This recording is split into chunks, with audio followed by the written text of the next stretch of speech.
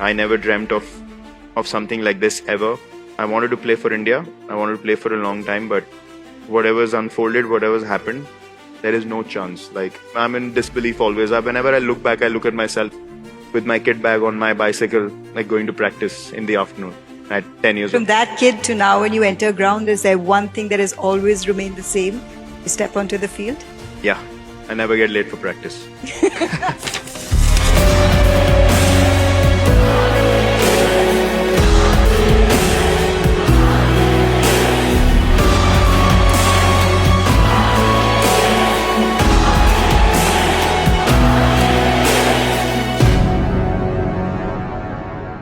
Leading a nation, especially like India, it came to you at a time when you were already at the peak of your own prowess when it comes to batsmanship and performance.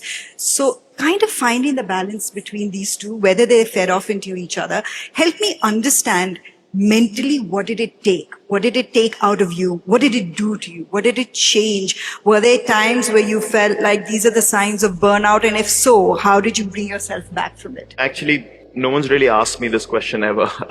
Because interestingly, I ended up being in a place where I became the focal point of our batting unit, and then I became the focal point of leadership. I didn't realize how much of load both those things will present in my daily life, to be honest. But because I was so driven and motivated to just make sure that Indian cricket stays on top, I didn't really pay attention to it.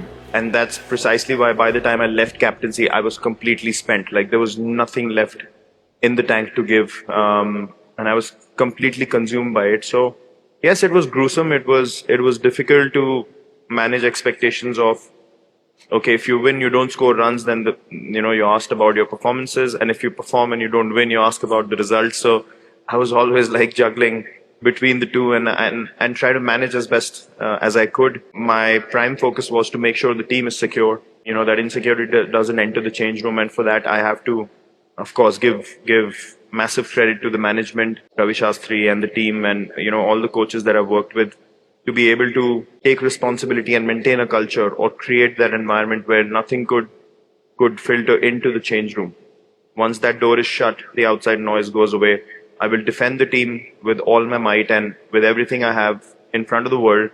And behind that door, I'll be brutally honest, because we want to improve. So you don't really go out there and start, throwing people under the bus. You don't do that. You take the hits. That's why you're being given leadership. And you come back and you lay down the expectations and give responsibility and ownership to each one to kind of, grow into their roles. So I was enjoying all of that for a long period of time, to be honest. That actually helped me to take focus off my own performances, and that helped me to play better. To a point where eventually when, the form doesn't quite stay for as long as possible, then yeah, both those responsibilities start weighing on you. So it was tough, it was gruesome, but thankfully, I'm made in a way that I want more and more responsibility and load, and I seem to be at my optimal best. It actually takes away all the distractions, if I have to be brutally honest. You have no time to think about yourself. And that's such a beautiful place to be in, because then you can play beyond your own insecurities and what you might be feeling on a particular day and perform beyond your limitations. So who did think about you when you're talking about peak participation and captainship?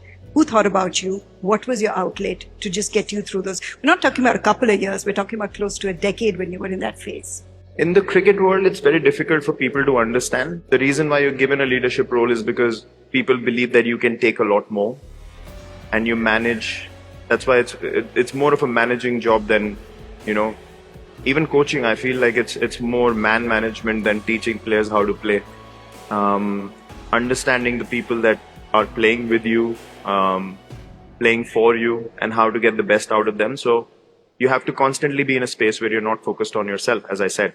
You don't even think about whether someone's going to ask you, are you okay? Like, that thought even doesn't cross your mind. It was still in a space where I was captaining. Only when I left captaincy, I opened up and I shared more. And people, really, like 𝗓𝗵𝗺 and Vikram Rathore, for example. I've said this many times. I had a great run in Test cricket in 2023. And I always, whenever I see them, whenever I meet them, I always thank them, from the bottom of my heart, because they really took care of me in a way that made me feel like I want to play for them. I want to perform. I want to go out there. I want to grind it out. I want to, do the hard work for them because they were so caring and nurturing, and they made me realize what I have done so far, which obviously you can't sit down and think, oh, I've done this and that and I've scored so many runs. And as a player, not many people know, you're always, on a track where it's a very thin line between being cautious and being insecure. You always feel like you're never good enough. And that's the, imposter syndrome, if I may mention, that we always, like, even if I go to the nets today, I feel like at this stage, like, these youngsters are watching. And if I have bad net session, they're going to be like, this is the guy who's been playing for 20 years. So that's always at the back of your mind. Like, you have to keep up with your own standards, So they understood that because 𝗷𝗵𝗺, of course, has done that, way better than a lot of people in Test cricket at the highest level. 𝗵𝗵𝗺 𝗁𝗏 has been around for so many years. So they understood what I was feeling and they could relate to it. And they really took care of me mentally. So that really, put me in a space where I could enjoy my cricket again. But yeah, when I was in the thick of things, I never really felt like I wanted someone to ask me. I was pretty okay with managing everything. And I would, as I said, I would do it the same way over again. You said now this is your daily life, eating good, working out, it's your daily life. But to get there, what did it take for it to become your normal life? At the back of your head, you always feel like if you are not the best version of yourself every day in your profession, for me, of course, my physical condition, my fitness, my health is the most important thing. And that in turn, of course, helps me mentally. When you're fit, when you're healthy, you feel like you can do anything on the field. The responsibility that I had, where I had to be at my best every day, even at training, because that's the way I like to operate. I would like to lead, like even fielding sessions or batting sessions, like I would do it with full intensity so that it relates to the players in a way that, okay, this is what he said in the meeting and now we're seeing it on the field. So if I'm not that version of myself every day, I lose the change room, I lose the players, and you can't afford to do that. And I would also like to say this because cricket is in such prime focus in terms of sports, in our country especially. You tend to neglect a lot of the other sports. We're not even 15% of the fitness of an Indian hockey player, if I have to be brutally honest. But they are not in focus. Like, they look at our training, they'll probably laugh, but their sport demands way more. So I don't think it's a thing to be celebrated in a way that you think, oh, this guy is great or whatever. This should be a norm. That's how the culture of the sport goes up. There is such a big conversation right now doing the rounds about how important it is for this generation to be all format players, or at least pay attention to red ball, or the way that you grew up admiring and loving red ball cricket as well. Can they do it? Because you maintained a 50 average across 3 formats. I mean, it's extraordinary to be able to do that.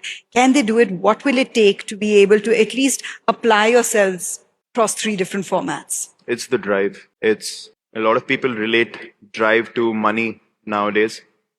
It's not necessarily, for me, it's not the only factor. Yes, it's a big factor because when a format that gives you the hype and the recognition, the fame by scoring a 40 or a 50 of 20 balls and the kind of money that people can make in the IPL today, it can put you in a very comfortable space and say, you know what, this is brilliant. I don't need to handle pressure for too long. I can just go out there and smash the ball. Or you can say, I want to play for 15, 20 years. I want to get recognition and respect of the cricketing world, of my own heroes, and I want to fulfill this opportunity. That's a very different zone. You have to be very driven to be able to say, I'm going to commit to this for the next 10, 15 years. And it's going to be very, very hard, but I'm up for it. I look at you and I always think, he's confident. He's a guy who knows what he's doing. Have there been stages where you're just kind of talking yourself into it before you actually are confident? Many occasions like that. 2014 England tour was the toughest cricketing phase I've encountered. And I often speak about that because I was trying to be confident. Honestly, I was trying to be confident every day. Throughout that test series, I would wake up in the morning and I just knew I'm going to fail. And I could not even stop myself from playing. It was weird. I knew I'm going to play and I knew I'm going to fail. And I was like, how do I handle this? I haven't experienced this ever. when you're not playing, you have some space to work on your game, whatever. I was like, in 3 hours, I'd be at the crease and I know I cannot perform. How do I manage this? Because I can't go to the team management and say, nah, I don't want to play. Your competitive voice in your head is saying, you have to do it. You have to try and do it. But then the understanding is that, again, there's a very strong feeling that I'm not going to succeed today. So I went through that whole phase where I was trying to be confident. I was practicing hard, this, that, and the other. And then the test series finished. And I clearly remember we had an ODI series straight after. And I went to play the first game. And I was walking into bat. And the same kind of thoughts started. I was confident, prepared well, white ball cricket, whatever.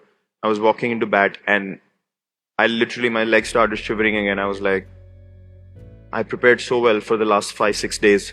And I'm approaching the crease and my legs are shaking.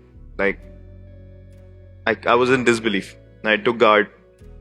And before the bowler could start running in, I promised myself one thing.